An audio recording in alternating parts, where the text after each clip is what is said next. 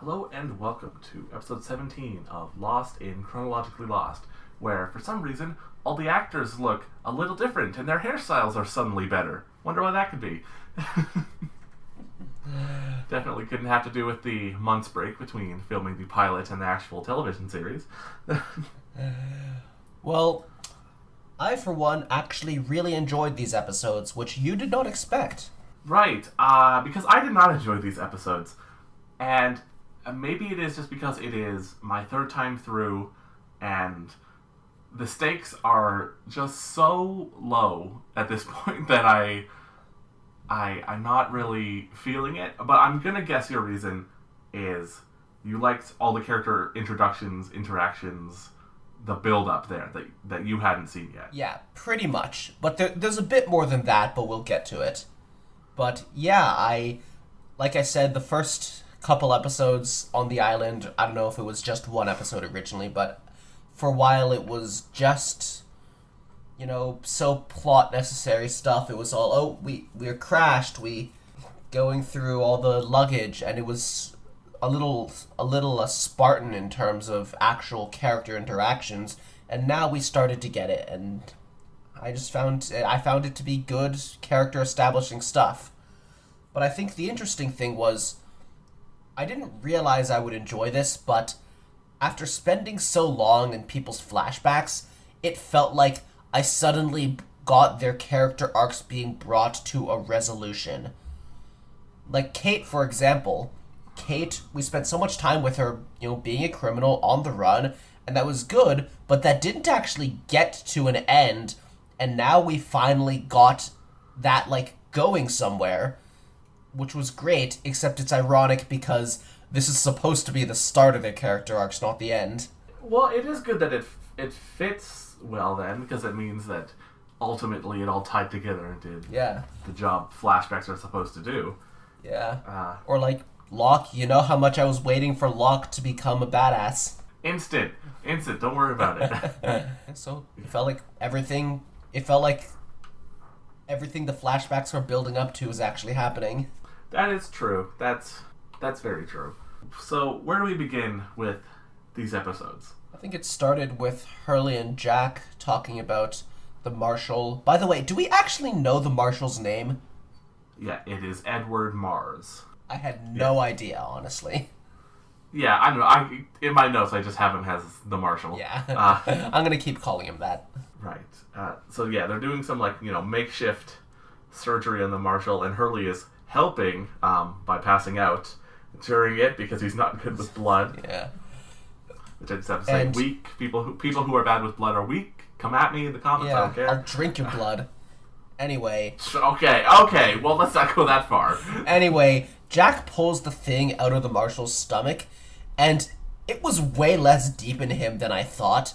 It was just a little in him. You could pull that out. It'll get infected, but you could pull it out.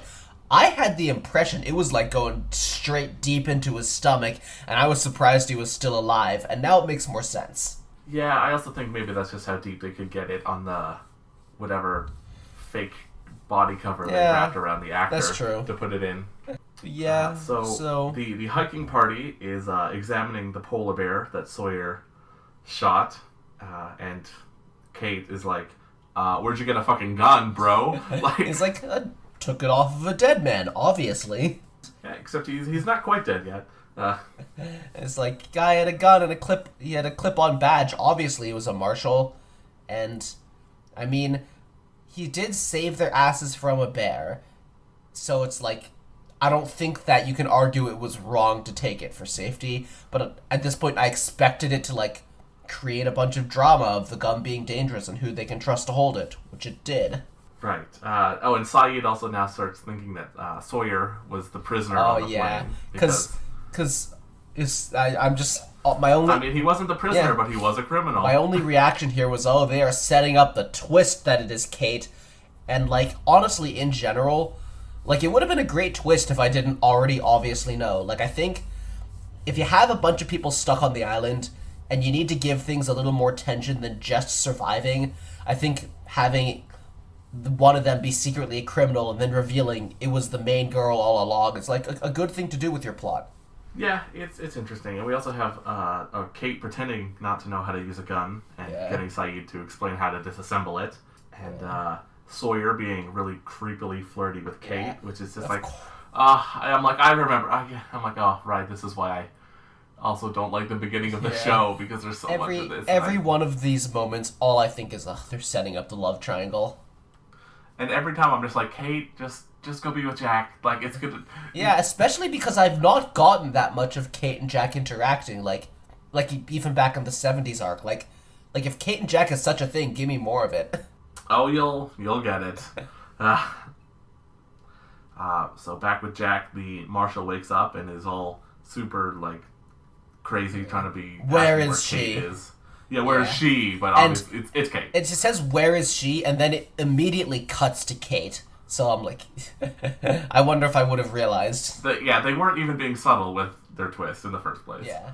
So they get a signal on the radio, which is Rousseau's message from all those years ago. Once we could hear it was a French woman, I was like, oh, this is what they were explaining when we saw that.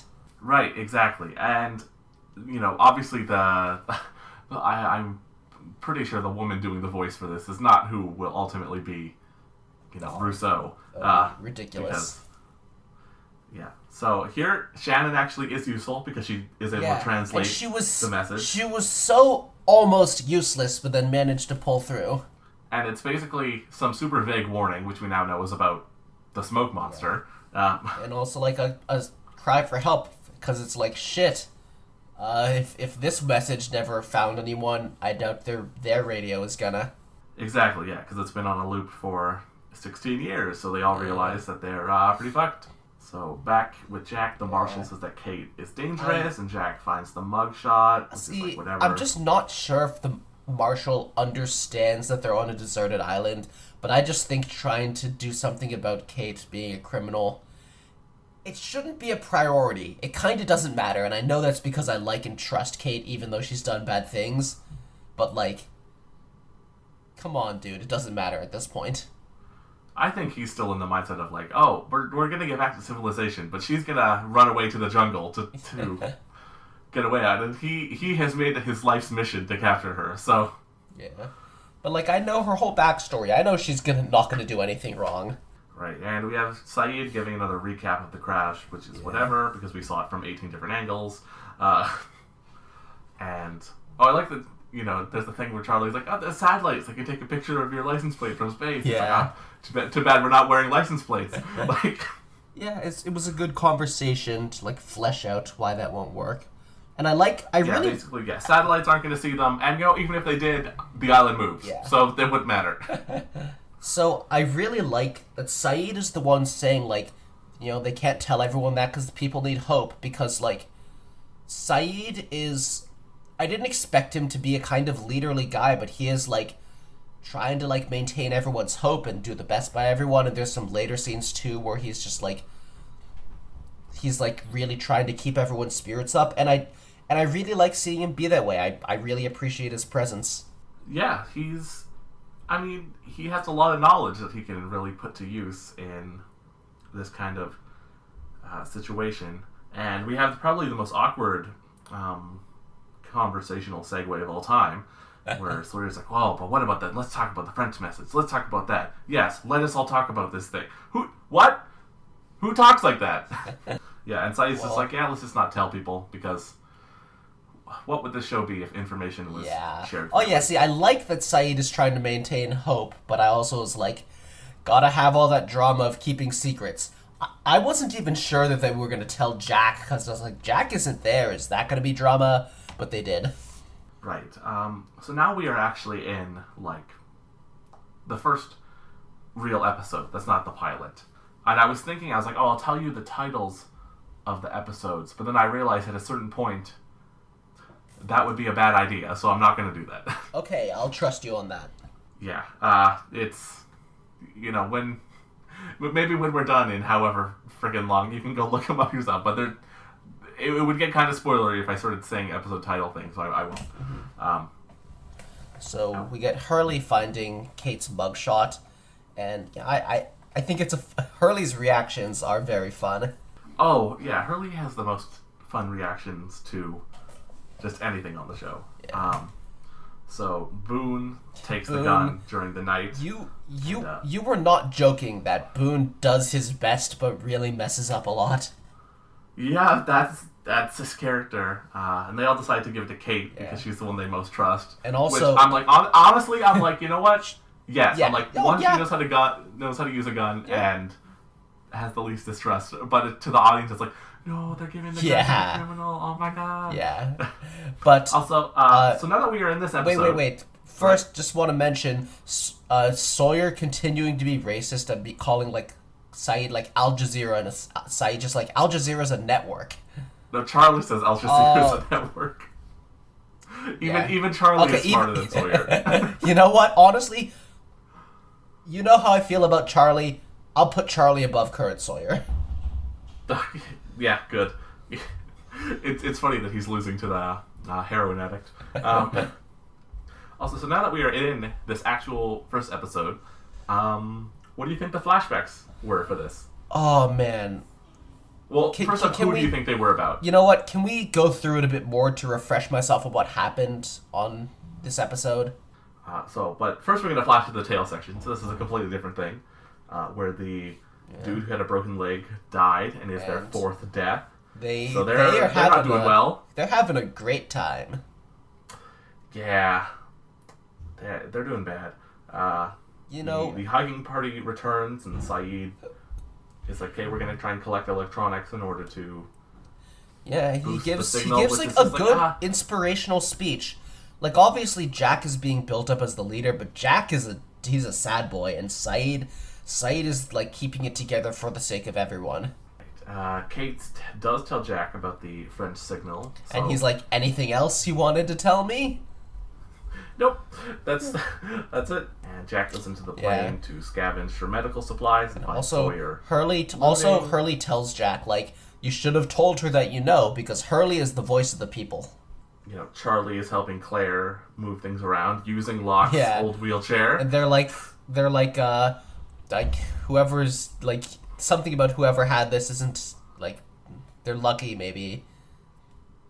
Or something about just like they're not using it anymore, and it's funny that they're right. We get Jin being a dick, telling the son that she's dirty and needs to clean up, which is like fuck off. And then he's like, "You're so dirty. I love you," which is so like manipulative. I know, but it's so hard because it's like we know he does genuinely mean that, right? Like it's he just does not know how to act really. Right, we also have Charlie, still being flirty with Claire, so... Yeah, I could do without that, because Claire is far superior to him. Hurley is being super awkward around Kate, especially after he sees that she has the gun. It's raining, and Kate comes in to look at the marshal, and he tries to choke her, which is just like... you know what, I'll give him credit that he might not be due and say he's definitely delirious right now. Oh, yeah. I mean, he's clearly going into sepsis. Like, and Kate says, "Oh, we should mercy kill this dude." Yeah, and Jack's like, "I'm a doctor, not a killer like you." Blah blah blah. Which is like, oh, fuck off, Jack. Yeah, I mean, I'm just saying, but like Jack, I think Jack is right to want to do his best to save people, and Jack is the doctor who has the professional opinion on whether someone can be saved. Yeah, but I think he's being too optimistic in this scenario. I mean, like, come on, look at this guy. Well, I like what it leads to. Right. We also have a thing with Michael and Walt, where Michael doesn't want Walt to hang around. I didn't expect my two favorite flashback characters to also be connected in their plot, but they are. Right, and he says, "Oh, I'll go look for Vincent as soon as it stops raining." Yeah. So instantly stops, and this was the thing: is like, is Walt causing it to instantly stop because he was able to summon a bird and everything? And it's like, honestly, maybe there's no answer. Sure, but it definitely doesn't matter. Yeah. Right, so he's looking for Vincent and gets spooked and runs into Topless Sun. Yeah, which is like. Is there, like, a Michael-son thing going on here? Is this supposed to be a relationship? And most importantly, is Season 1 trying to play it as, like, Jin is abusive, Sun needs to get away from him, but maybe something will happen between her and Michael? Yep. That's how it's playing it. The thing is, if it committed to Jin being abusive, maybe, but like I know that pretty much once they went back, once they actually showed Jin's side of things and he became more sympathetic, they kind of just slowly dropped the Michael. Yeah, because like I would be down. Like, they're both characters I like. I'd be down for it theoretically. I just know it's not real, and Jin is a good boy who's just being a dick right now. And I know, like, in season 5 or 6, I'll have all this tension of wanting them to reunite. So, like, it's just kind of cringe. Yeah, and then we have just the Marshal who's just crying out in pain while a bunch of other scenes happen. And we also have Locke, who is making what ends up being a dog whistle so that he can get Vincent back. Yeah, and also during that moment, Charlie's like, "Yo, I was in a band."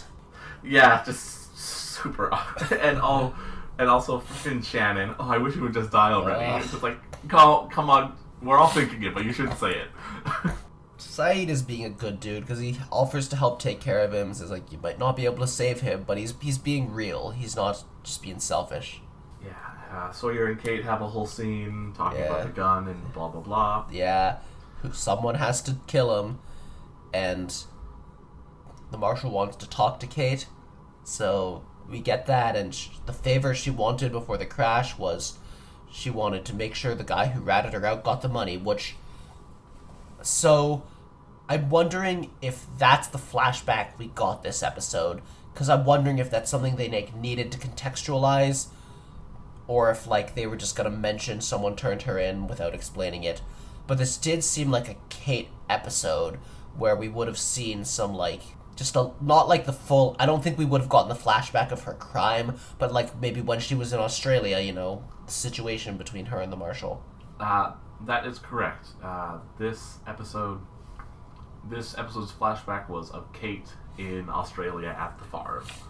Alright, which was a shorter flashback, but I mean, right now they have so much present-day plot, they have room for shorter flashbacks. It also explains why that was shot so weirdly, because it was the first one they ever did. So they're still not...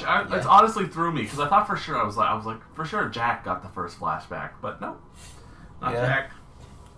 Well, it made me figure, like, they're definitely not yet going to show what she actually did, not this early.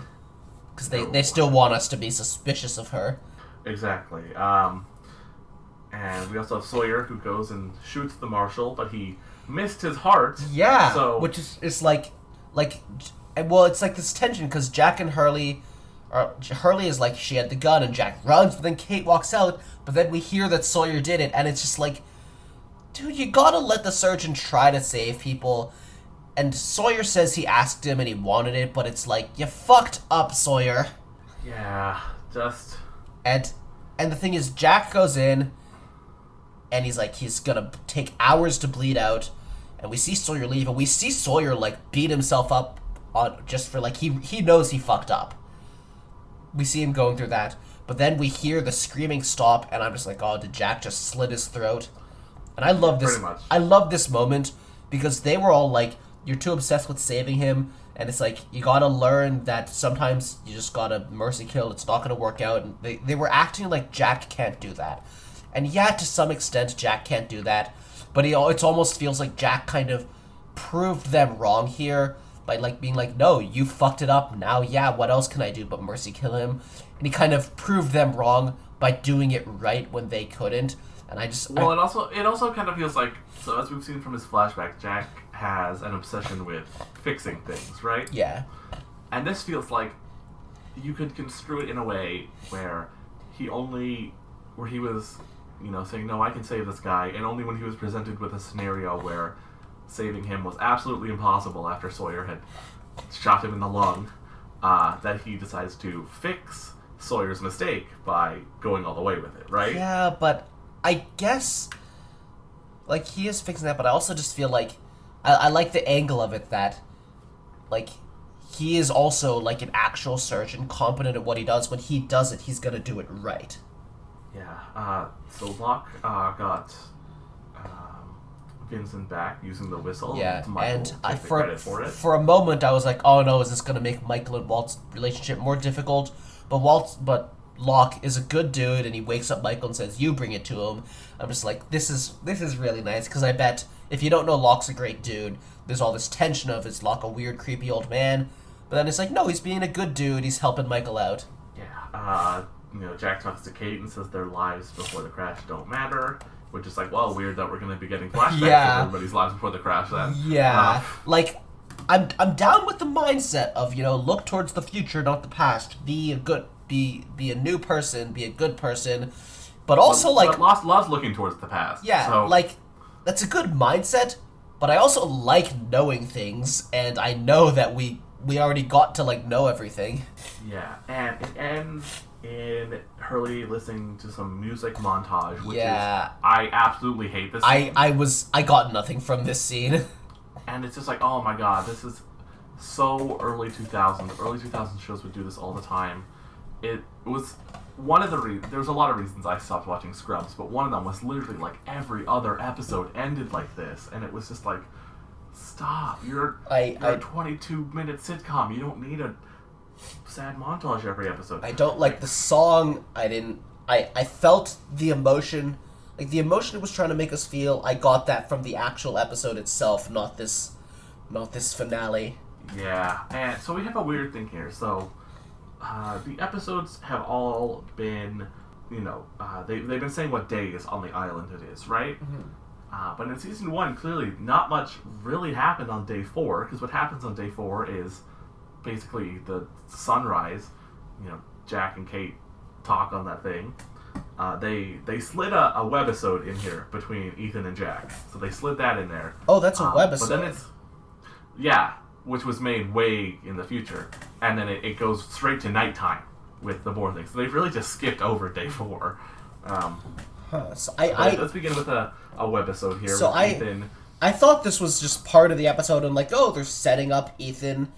They're setting up that there's Ethan, some guy in the group, and then later we'll find out he's an imposter, but Right, yeah. But no, this was a webisode they filmed in between seasons 3 and 4. Well, I don't know if they filmed it between them, but they released it then. Yeah. So he's got a whole... So he brings Jack a whole thing of medicine and tells him, you got to be prepared for Claire to give birth on this island, which I wonder how weird... I wonder if they just used stock footage they had from season 1, or if they really made Claire's actress put on the pregnancy suit again just for this. I have to imagine it was stock footage. Yeah. Can't have been hard. Mm-hmm. And we also get a bit of backstory for Ethan here, which is that he mentions that his wife died in childbirth. Obviously, he's obfuscating that it was on the island due to island magic, but it's probably true, right? Yeah. I mean, I'm not gonna lie. I didn't think of that. It was probably true because island magic. I just thought he was making up a story because he's an imposter. I thought it was bullshit. No, well, we know the island has given the others a lot of grief over childbirth. Yeah, you're right. You're right. That was me not thinking much, but yeah. Right. So cut to nighttime.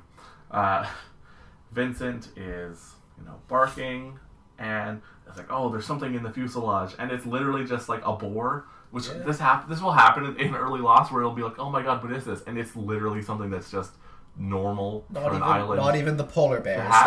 And I'm just like, that's weird. There's no mystery of why is there boars here? They're just boars. But I even remember, I think back in Jacob's time as a kid, when we saw him and his brother exploring and they were hunting boar. Yeah, there was boar that they saw someone stabbing. Yeah, and when the sort of first time flash kind of happened, Sawyer, he wanted to go to the hatch. He's like, I'm not going back to hunting boar. I'm gonna... Right. So, this is going to be just a whole thing.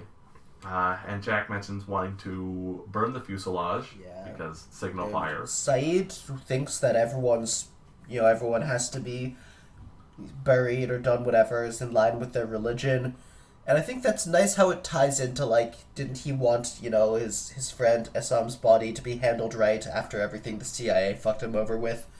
I like that. Exactly, yeah. There's a thing with Saeed, but also I think it does not matter here. Yeah, like Jack says, he's like, we don't have time to sort out everyone's religion. We just kind of have to burn this. Some religions cremate people. You know, Yeah. it's not that weird. So Saeed's trying to fix the radio, and he has an idea where he wants to find the power source because clearly something has been powering a good idea. that message for. Definitely a good idea. I'm going to tell you right now. I don't think we ever actually find out what the power source is. I assume that Dharma built some sort of powered thing into something. They never explicitly make it clear. I just thought she had made it to like one of the like bases. Huh. That's a good point. You know, I don't know if like we're gonna go to every base and none of them will be the one. I just thought it'd be one of them. You will go to every Dharma base, I believe. I mean, we've already been to what? The Orchid, the Swan, the Flame. Did we go to anywhere else? No, I think that was it. I couldn't say, but yeah. You know what? There is one that they will never go to, I believe. All right, then that's the one Danielle was at. Right. It was. I mean, doesn't really add up because it was the one. Oh, they mentioned. I'll just tell you because it's not. It's like I said, it's not going to come up. Is the arrow, which was for Dharma's defense against the hostiles. I don't believe they ever go to that one. So let's just say that one had a power thing built into it for some reason. Sure. So then we get Sawyer and Hurley arguing about food because Sawyer was hoarding when they don't have food left, which is like dick move. Yeah, Sawyer's just going to be such a problem maker. Like, just... Yeah, you know, so annoying. When in like the 70s arc and stuff, I totally got the idea of Sawyer as like, you know, a protagonist, kind of a leader, tough guy, and instead Sawyer is like the designated dick, the guy who's always going to disagree with and question what Jack does, and it's a lot less likable. Yeah, it is. So much. So they're saying, oh, what are we going to do about food? And Locke says, well, let's go hunting. And chucks a knife next to Saeed. Yeah, which just... He is kind of like trying to act like this wise old man who's a seasoned hunter, but we know, like, he wanted to be that, but he wasn't. Right. So can you guess what the flashbacks were about this time? I guess they were his. Yeah, they were Locke's. But probably him, like, wanting to go on the walkabout and being rejected, not his dad yet. That is correct. Yeah, because we got the bit where he's trying to move his legs and isn't sure if he can, so that would make a lot less sense if we didn't know that he had been in a wheelchair. Yeah, and then the reveal thing. Oh my god, he was in a wheelchair, so, you know, Walt was right that a miracle did happen to Locke. So we have Jack and Kate, and Jack has already clocked that Kate doesn't like remaining in one place for too long. Yeah. Just like, okay, they're really going for that as just one of her main character traits. Yeah, Michael really awkwardly asks Sun to babysit, which is, it's even more awkward when you know that she does know English, but she can't reveal that she knows English. And they're still doing this whole Michael and Son thing. Claire is coming to talk to Jack, and I'm just still like, you two need to know you have the same dad. Find his body already. Right, Claire's like, oh, Jack, you should lead this memorial service. And he's like, no, you do it. Which is like, I'm still confused as to why Claire approached him about it. I'm like, yeah, why couldn't Claire just... He's just kind of acting like a leader for everybody to the point that they're kind of assuming. We have Rose, who's just staring out at the ocean. And Shannon thinks she can catch fish. Right, and so this is going to start this super weird Shannon and Charlie plotline. I don't think these two will ever interact past this. It's so weird. Well, maybe that's because Charlie knew better after what she pulled. Right, so yeah, Shannon flirts with Charlie to be like, oh, go get me a fish. Which is just like, okay, sure. And then, also, Locke is like tracking the boars on the ground. He's like, oh, these are signs, you know, they're close. And it's like, does he know his shit? How? I mean, it clearly works, but like I have to think I have to think he, even in a wheelchair, you can practice throwing knives and you can, you know, try and learn about how to track things. Good for him. It's entertaining, it's likable, but it's like, I don't know, it's like he wants them to think he's something that he was not necessarily before the island. Exactly, yeah. He's trying to be like, I am now in a new place. I can now walk. I am now going to be Superman on this island. Yeah. Boone asks Jack to talk to Rose, so he goes there, says he got a drink, and he sits with her. And we get Michael explaining his parental situation to Kate. And he's actually saying, like, yeah, I was not his parent for a while. Which is, I don't know, I just like seeing that. I like seeing the other characters start to know the things they should know about each other. Everything that I know, I want also to be, at least some of it, to be shared knowledge between them. So the hunting party does eventually find a boar that hits Michael and Locke. Yeah. And Locke basically thinks he has now been reparalyzed after this. Which would suck so much.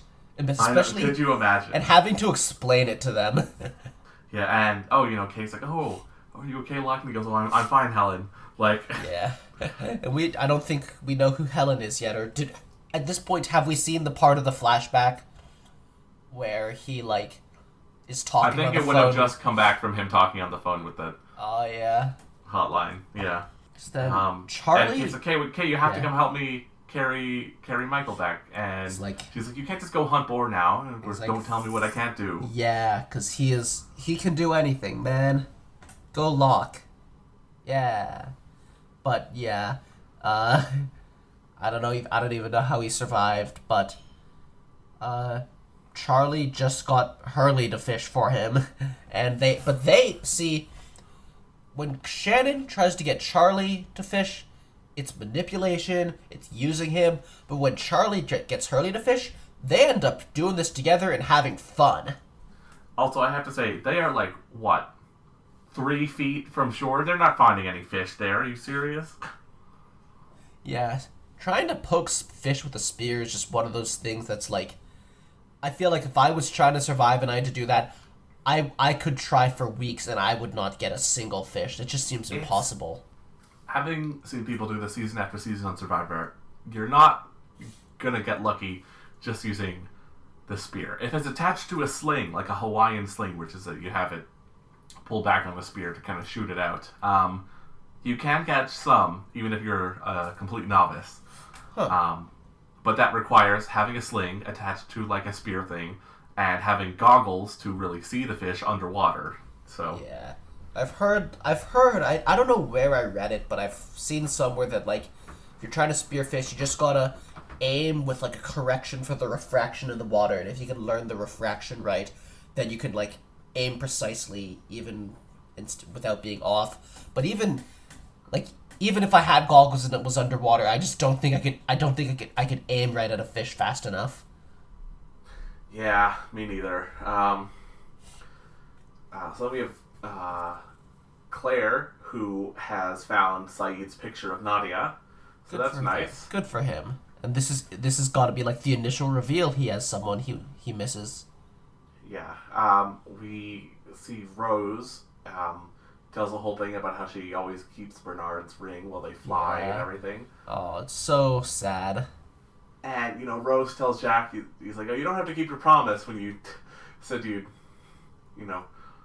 keep me company while my husband was away. Not that we've had a plane crash. Yeah. Which honestly reminds me of the movie Final Destination 3, where sort of the main character and her boyfriend, they're going to take separate cars for this roller coaster, right? Because he wants to ride in the front.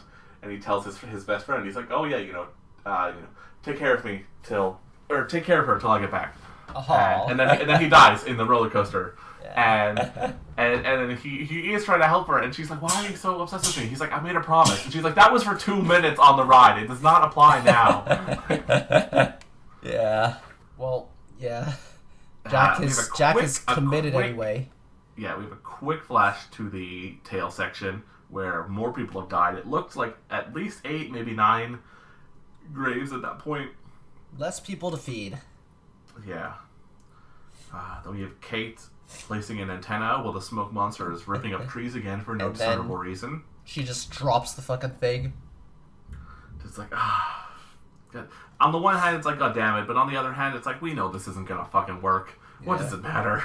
I don't know. I think triangulating it could work, but I know it's not gonna matter. Yeah. And the smoke monster goes up to Locke and just kind of looks at him and kind of scans him, kind of similar to what we actually saw from a third-person point of view with Richard Alpert. Huh.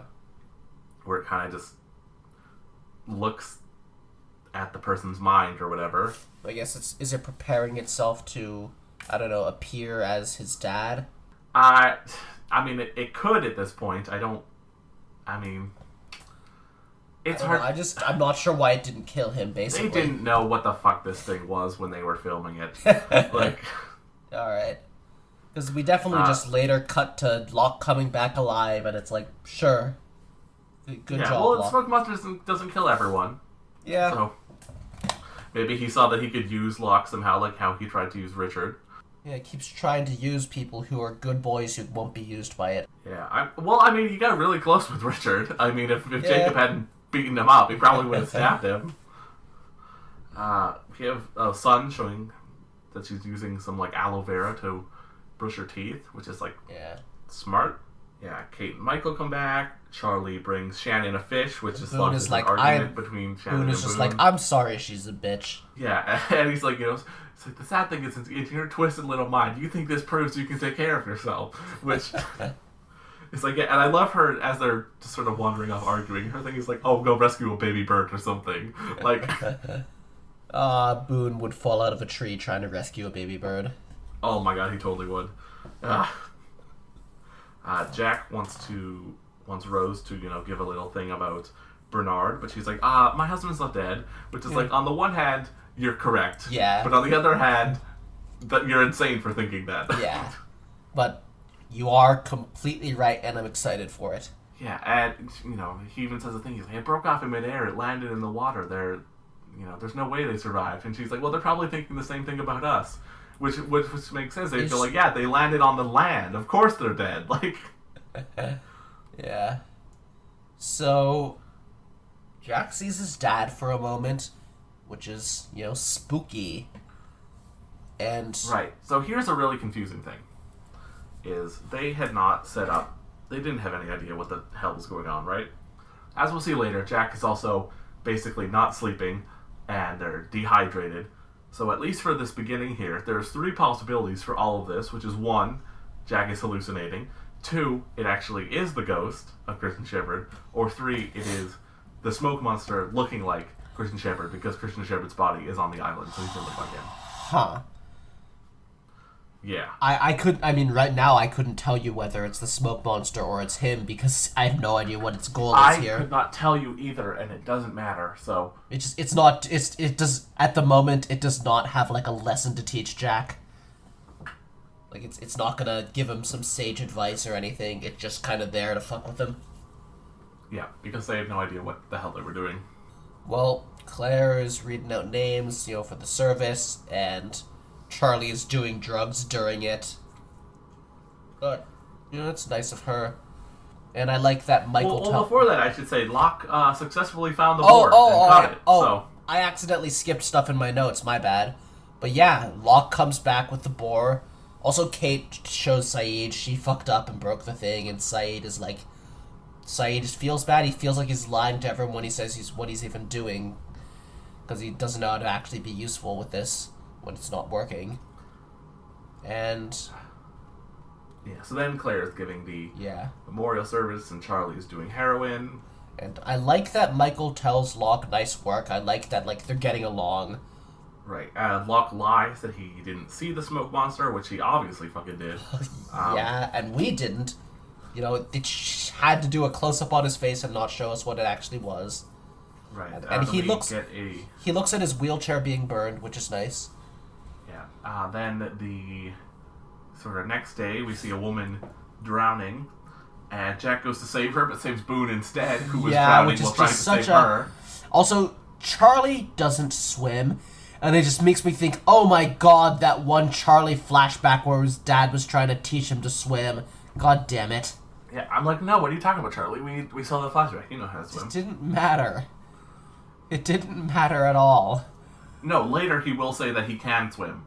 So okay. I don't know what I think he just didn't want to, or he just to be fair, there is a very big difference in being able to swim and being able to rescue someone who was drowning. They are two very different skill sets. Charlie is like me. He's scrawny. Jack, he's got a body. He has a body that looks like he could carry someone back to shore. Right. So he saves Boone, and eventually the woman drowns. Yeah. And Boone is all sulking that he fails, and Jack gets more hallucinations. Basically, also, maybe it is the smoke monster, or maybe it is a ghost. I was just thinking if we couldn't see who was out there, and I was just thinking if that's Shannon out there, I'm gonna fight Shannon for being a dumbass. It's some random person. Right. So Michael is telling Walt not to swallow seawater, and Walt is like, "Why not?" And I'm like, "Walt, have you tasted seawater? You don't want to swallow it." Yes, absolutely. But also, Michael, is it so hard to say it's really salty? He just doesn't even explain. Yeah, we have Sun and Jin, and Sun doesn't think that anyone is coming and says maybe we should try and communicate more. And Jin's like, "Nope, I'll tell you what to do." Yeah. And she's like, "Fuck off." And she's it's not even like I'll tell you what to do. It's like no one's telling us what to do. She says no one's telling us what to do in the sense of like no one's asking us to help with survival because they think we can't communicate. And Jin's like, "No, if you want someone to tell you what to do, I'll tell you what to do," which is like, what? That's obviously not her problem, dude.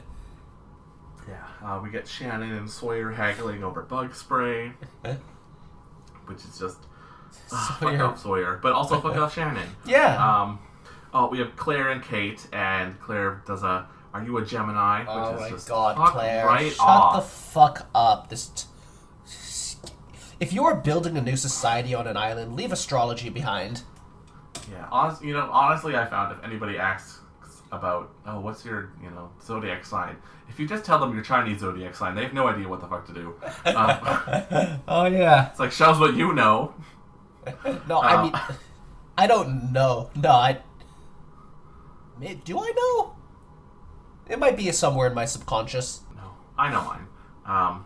Anyway. So we find out that they are running out of water, and we get Boone and Jack arguing, and he sees his dad again, and he gets up real close. So this time it has to be the smoke monster. Like it has to be. He sees him, and it's like, "Oh shit, Dad!" And Right, at first there was a point where I was wondering, did this episode have Jack flashbacks to maybe contextualize that? And I was like, no, it did. No, it did have Jack flashbacks. Wait, so this is a different episode from the Lock one. Yes, this is a different. But episode. this wasn't originally an episode ending. This was like a first commercial break kind of thing. Yeah, this was a commercial break. All right. So do you have any idea what the flashbacks for this are? I'm not sure which. There are so many flashbacks of Jack and his dad. Maybe the one where Jack was a kid? That opened it. That was part of it. It opened it, and then it went to another main plot line. I couldn't say which one I'd guess. There's so many. I guess not his divorce. Yeah, no, it is the final one where Jack goes to Australia to find his father. Okay, that makes sense. Yeah, I kind of can see that like a lot of the early flashbacks would really be like right before, why they were in Australia at all. So it's interesting that we were meant to watch that flashback not knowing everything that happened between them. Right, yeah, and it was like a mystery, because, his mom says, "Oh, you don't get to say no after what you did," and it's like, what did he do? Jack fucked, in terms of, getting his medical license removed, I don't know, I'm with Jack on that one. In terms of tackling him at the AA meeting, alright, yeah, Jack fucked up. Yeah, doing that's where he really fucked up. So, obviously these were more low-key episodes, as this is a shorter podcast. I enjoyed them. I don't know. This was the character interaction I wanted. And like I said, character arcs felt like they were going somewhere now. Like, they're obviously not done, obviously, but we got Kate and the Marshall's relationship being resolved. We got Locke becoming the badass. We got Michael and Walt spending time together. All of that, I'm down with it. Yeah, that is really cool. I will say, at least what I know is coming up is the worst conflict in the show, because it is a conflict where there is one clear side that is correct, but it's the side that, one, I don't like, two, the entire production of the show didn't like, and 3 that will ultimately lose because it's stupid to film what they were trying to film. I don't think I can even guess. It's also so benign that it doesn't fucking matter. Like, Well, you've got me excited to see. it's not even it isn't even bad. It's not even like, oh my god, weed farm Jack Tattoo bad. It's just boring. Aw. Well, we'll get through it. Yeah, we will. Because next time we are covering episode 30, September 27th to the 28th, 2004, day 6 to day 7, and episode 31, September 28th to 29th, 2004, days 7 to 8. And I hope you join us next time.